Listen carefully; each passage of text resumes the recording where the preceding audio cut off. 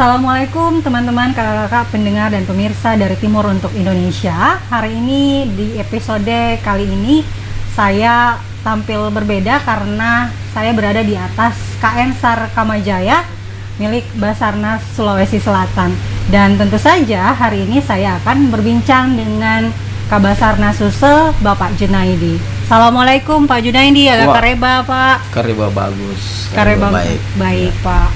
Nah Pak, ini kan baru-baru ini SAR Basarnas ulang tahun yang ke-50. Iya. Selamat ulang tahun dulu buat Basarnas. Semoga semakin maju, semakin sigap dalam melakukan pencarian dan pertolongan ya Pak. Nah, di ulang tahun yang ke-50 ini Ya. Untuk Basarnas Sulsel sendiri apa nih Pak? Kira-kira evaluasi atau introspeksi atau mungkin ada yang harus ditingkatkan ke depannya? Iya. Jadi Basarnas ini sesuai dengan instruksi daripada Presiden dan Kepala Badan Nasional Pencarian dan Pertolongan. Ada satu yang paling titik temu adalah majulah Basarnas. Ketika kita berbicara majulah Basarnas, berarti seluruh lini, seluruh state untuk pekerjaan Basarnas itu harus kita tingkatkan. Mulai dari yang pertama, tugas pokok kita adalah mencari, menolong, mengevakuasi, dan menyelamatkan korban. Bagaimana sehingga hal ini bisa terwujud dengan baik? Yaitu tentunya kita harus meningkatkan sumber daya manusia. Sumber daya manusia ini terbagi atas beberapa tahapan di dalamnya. Terkait masalah yang pertama adalah bagaimana skilling seorang rescuer, seorang Basarnas untuk lebih bagus lagi.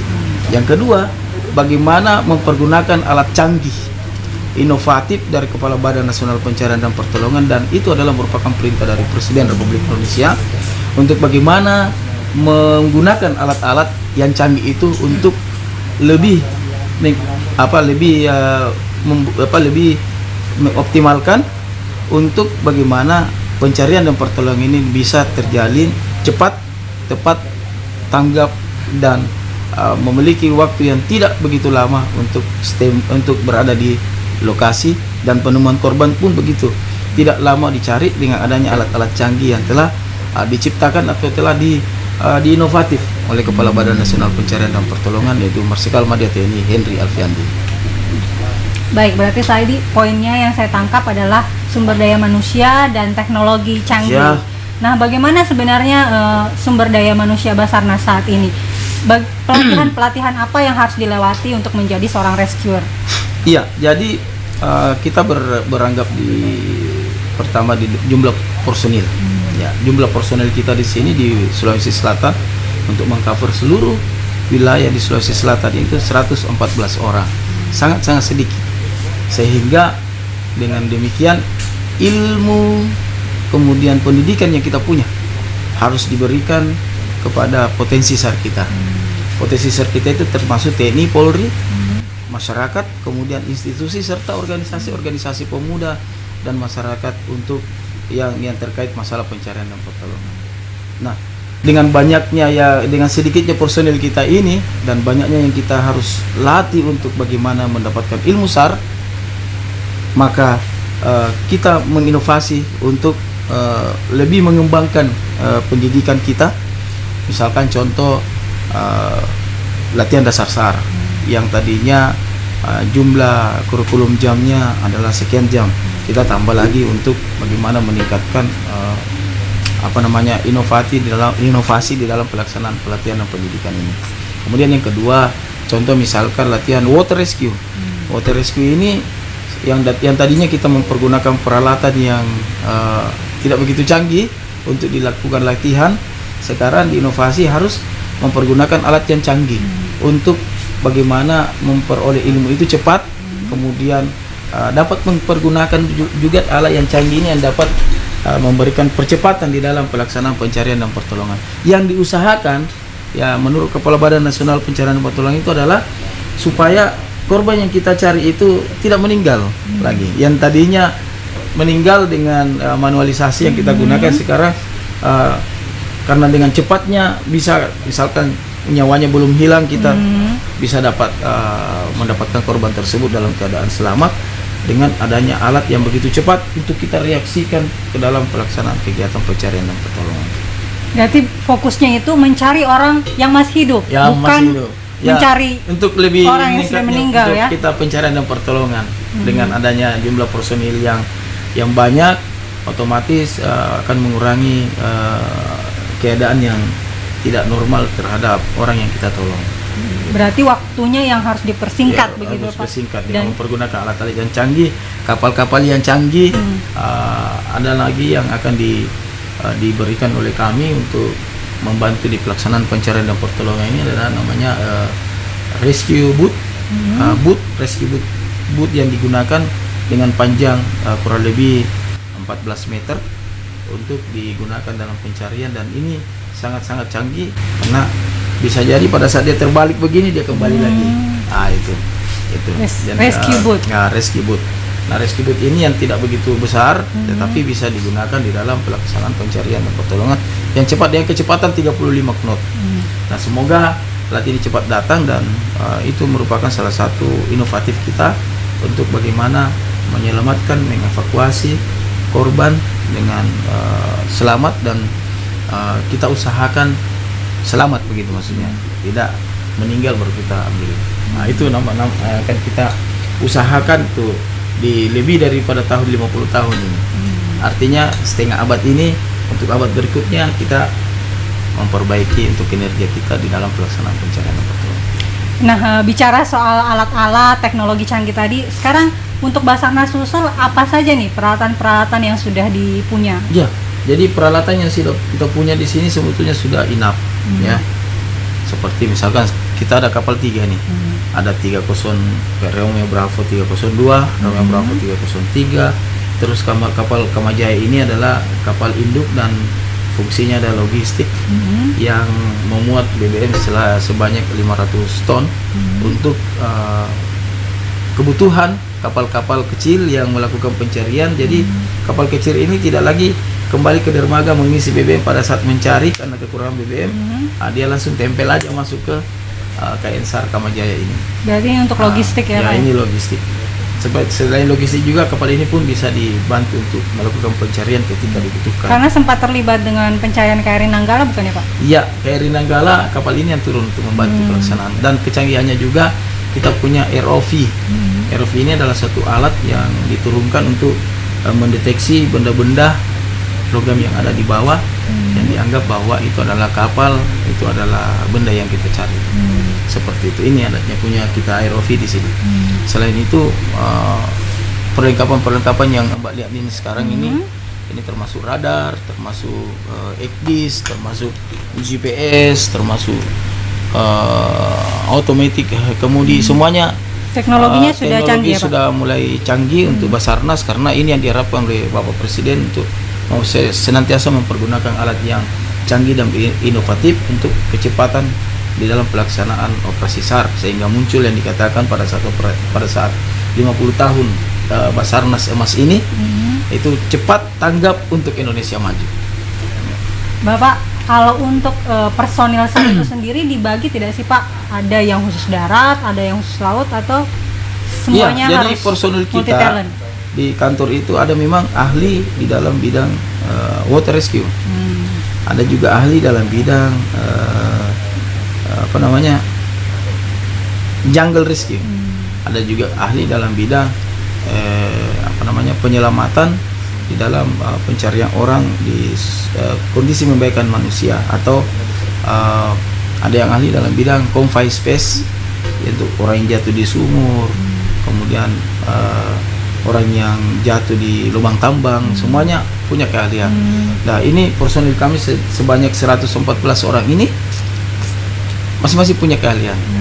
Ada ahli menyelam, semuanya kita sudah tata dengan baik untuk bagaimana memberikan rasa nyaman kepada seluruh masyarakat Indonesia pada umumnya, dan pada khususnya di seluruh masyarakat Sulawesi Selatan. Tapi kan Sulawesi Selatan itu luas Pak, dan dengan 114 personil kita bayangkan gitu, 114 personil untuk Sulawesi Selatan itu bagaimana menyiasati kekurangan personil ini di lapangan Pak? Jadi sesuai dengan Undang-Undang nomor 24 tahun 2003 14. Ulangi, Undang-Undang Nomor 29 tahun 2014 terkait masalah pencarian dan pertolongan. Potensi SAR kita itu banyak. Jadi potensi kita TNI, Polri, instansi yang terkait, kemudian organisasi kemasyarakatan, organisasi pemuda, semuanya yang terkait di dalamnya itu adalah potensi kami. Potensi artinya pada saat terjadi operasi SAR, itu akan membantu kita di dalam pelaksanaan kegiatan itu. Dan untuk yang membantu ini, kita memang sudah melatih. Ya, di mana di dalam tiap tahunnya kita ada namanya latihan potensi SAR. Nah, teman-teman ini yang kita latih dan kita masukkan di dalam daftar Sipmonef untuk potensi SAR di seluruh Indonesia. Di Sulawesi Selatan kurang lebih 3.241 orang untuk potensi SAR yang kita sudah latih dan itu sudah tercatat secara keseluruhan.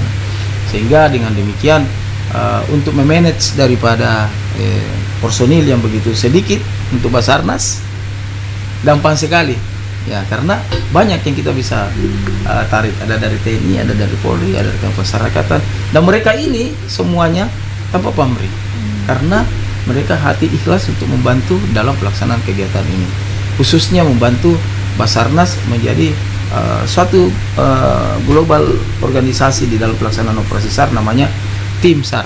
Tim SAR. Ya, Tim SAR itu terbagi semuanya, sudah ada Basarnasnya, sudah ada TNI-nya, sudah ada Polri-nya, kemudian sudah ada masyarakatnya, dan semuanya kompak di dalam pelaksanaan ini karena kita memang melatih untuk bekerja sama, bersinergitas, termasuk pemerintah daerah di dalam pelaksanaan pencarian dan pertolongan ketika ada sesuatu yang tidak sesuatu yang bencana, kemudian bencana, kecelakaan, dan kondisi membahayakan manusia.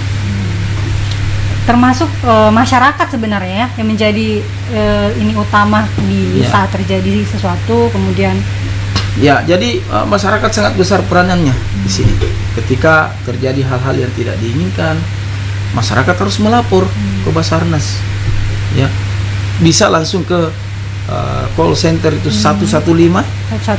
Ya, bisa juga langsung ke 555515. Itu ke Basarnas call center Makassar. Ya, kalau terjadi sesuatu langsung akan ditanggapi oleh Basarnas. Dari Basarnas. Kita tidak lebih dari 21 menit kita sudah harus take atau kita harus berjalan dari kantor atau kalau dari lokasi dari tempat kita berkumpul ke lokasi kejadian.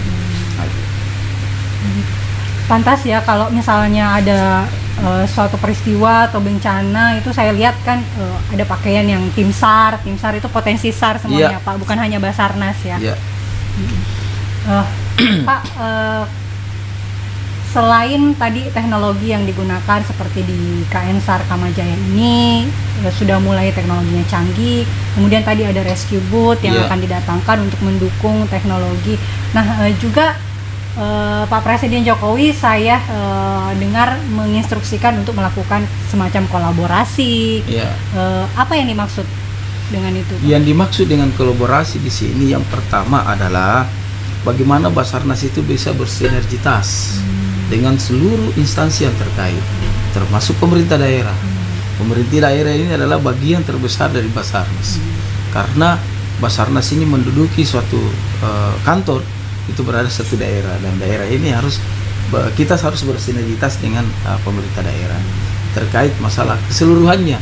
Apakah itu terkait masalah pencarian dan pertolongan, terkait masalah administratif, semua kita harus koordinasi dengan pemerintah daerah dengan sinergitas. Selain pemerintah daerah, sinergitas dengan TNI Polri yang merupakan sistem komando di dalam pelaksanaan kegiatan pencarian dan pertolongan. Selain itu juga semua yang terkait sesuai dengan Undang-Undang Nomor 29 ini, termasuk masyarakat, termasuk seperti PMI, termasuk Tagana, termasuk organisasi yang lain yang terkait masalah kecelakaan dan bencana, itu harus bersinergi. Balik lagi tadi ya dengan potensi SAR yang ada, kolaborasi. Nah, Basarnas ini tidak akan bisa mampu bergerak semaksimal mungkin kalau tidak ada teman-teman potensi SAR.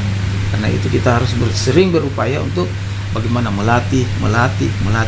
memberikan ilmu baru untuk teman-teman potensi SAR, sehingga dia juga punya safety, dia juga punya skilling untuk bagaimana menemukan korban secepatnya. Kalau itu pun yang dulunya menemukan korbannya meninggal, sekarang kita usahakan bagaimana korban itu bisa karena kecepatan kita dengan waktu yang cepat, kita usahakan bagaimana korban itu tidak meninggal, kita temukan dengan selamat. Pak, untuk Sulawesi Selatan, kita kan termasuk juga wilayah ya Indonesia lah pada umumnya wilayah yang rawan bencana. Untuk Sulawesi Selatan sendiri, Bapak sudah memetakan tidak sih daerah mana yang rawan bencana, kemudian kesiagaan itu pada waktu-waktu kapan saja, Pak? Kalau di Sulawesi kan kita sering dengar selayar ya, kapal tenggelam selayar gitu. Jadi kami sudah memetakan semuanya. Jadi pemetaan di Sulawesi Selatan ini hampir seluruh kabupaten kota itu adalah merupakan rawan bencana sesuai dengan nilai strategis wilayah kita.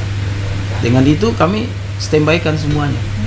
Nah, di kantor di Basarnas Sulawesi Selatan ini ada beberapa pos yang telah berdirikan. Yang pertama pos Sarbone, pos Sar Selayar, pos siaga Bantaeng juga sudah ada, pos siaga Palopo juga sudah ada, pos siaga Masamba, dan pos siaga Parepare.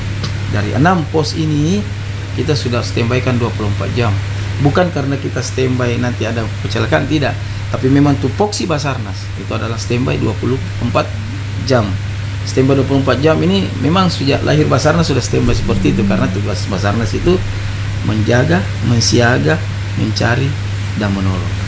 Nah, itu. Jadi semua kita standby 24 jam, dan itu sudah diaturkan jadwalnya secara terjadwal untuk seluruh personil sebanyak 14 orang ini yang diawaki dengan 6 pos dengan 3 kapal serta 1 kantor. Nah, itu yang. Nah, terakhir-akhir ini juga kita dihadapkan dengan cuaca ekstrim, Pak. Ya. Bagaimana antisipasi Basarnas? Kalau di kota saja kayak di Tanjung Bunga itu sempat ada kapal tenggelam juga itu. Bagaimana menghadapi cuaca ekstrim ini? Jadi cuaca ekstrim ini kita hadapi setiap saat, bukan karena nanti ada cuaca ekstrim baru kita siaga, tidak. Kita memang sudah siaga untuk itu dan sudah standby untuk itu. Nah, untuk kesiagaan ini tentunya kita maksimalkan. Pertama, maksimalkan siaga 24 jam. Yang kedua, memaksimalkan sarana dan prasarana yang ada. Prasarana Basarnas Sulawesi Selatan tidak bisa rusak, tidak bagus, harus bagus. Jadi pada saat dibutuhkan langsung ready. Makanya anjuran Kepala Badan Nasional Pencarian dan Pertolongan itu untuk seluruh peralatan harus dijaga baik-baik, harus diindahkan, harus dipercantik, karena pada saat dibutuhkan harus ready 24 jam. Pada saat dibutuhkan harus bagus, harus bisa digunakan. Seperti itu yang pertama. Kemudian yang kedua, untuk cuaca ekstrim ini tentunya kami dari pihak Basarnas harus banyak bekerja sama dengan Badan Meteorologi Geofisika, karena mereka ini adalah memberikan informasi yang jelas, yang jitu untuk kegiatan tiap harinya Basarnas. Berdasarkan BMKG juga ya. BMKG. Karena nilai-nilai seperti arus, ombak, kemudian kecepatan angin, semuanya itu data untuk SAR plan. SAR plan ini adalah suatu ilmu Basarnas yang sangat penting untuk bagaimana melakukan pencarian dan pertolongan di suatu lokasi kejadian. Nah, itu yang kedua. Kemudian yang ketiga, untuk mengantisipasi daripada iklim ini, tentunya kami dari Basarnas tetap menghimbau kepada seluruh masyarakat, khususnya Sulawesi Selatan, untuk berhati-hati dan berjaga-jaga, khususnya bagi saudara-saudara kita yang melaut. Ketika cuaca tidak bagus, ya jangan keluar, ya tunggu dulu dia raja baru keluar. Begitu juga bagi seluruh perusahaan-perusahaan pelayaran yang memiliki kapal, ketika kapalnya tidak laik laut, jangan dijalankan, supaya terhindar dari hal-hal yang tidak diinginkan. Itu. Terakhir mungkin Pak, kita sedikit bernostalgia ya. Kebetulan kita di atas kapal. Pak Junaidi ini katanya dulu pelaut, Pak. Bisa cerita sedikit ya, Pak? Jadi saya pelaut. Jadi kapal yang pertamanya Basarnas itu pada saat itu tidak ada yang bisa bawa. Dia mau kasih naik di kontainer. Saya bilang jangan dikasih naik di kontainer, Pak. Saya pada saat itu kebetulan melakukan pelamar di Basarnas dan belum jadi CPNS juga. Saya menawarkan diri kalau bisa kapal ini saya bawa, karena saya punya ijazah besar. Dan kalau kapalnya Bapak mau kasih naik di atas itu, di atas kontainer, malu kita. Jadi harus kasih jalan dari Jakarta ke Makassar. Makassar. Ya, jadilah saya seorang pelaut di Basarnas ketika saya bawa itu kapal dari Pondok Dayu ke Sulawesi Selatan ini, sandar di pelabuhan Sabandar pada saat itu, dan setelah itu tes masuk. Gara-gara itu saya masuk di petugas Basarnas dan menjadi nakoda RB 007 yang sekarang namanya Romeo Bravo 302 yang sekarang masih sehat, masih bisa digunakan yang baik dalam pelaksanaan operasi SAR. Dan itu semua pelaut-pelaut yang di Basarnas saya harap semua harus jitu, dan alhamdulillah dengan profesiensi yang hampir tiap tahun dilaksanakan, teman-teman semua yang pelaut di Basarnas bisa membawa kapal dengan baik dan disesuaikan dengan prosedur yang berlaku untuk pencarian dan pertolongan. Berarti dengan latar belakang Bapak pelaut, terus punya ijazah perwira, akhirnya waktu itu bisa bawa kapal Basarnas ya, dan mengantarkan menjadi Kabasarnas Sulsel. Oke. Oke, terima kasih Pak Junaidi bincang-bincangnya soal Basarnas di ulang tahunnya yang ke-50, dan kita sudahi episode kali ini. Kita akan berjumpa lagi di episode berikutnya. Sampai jumpa.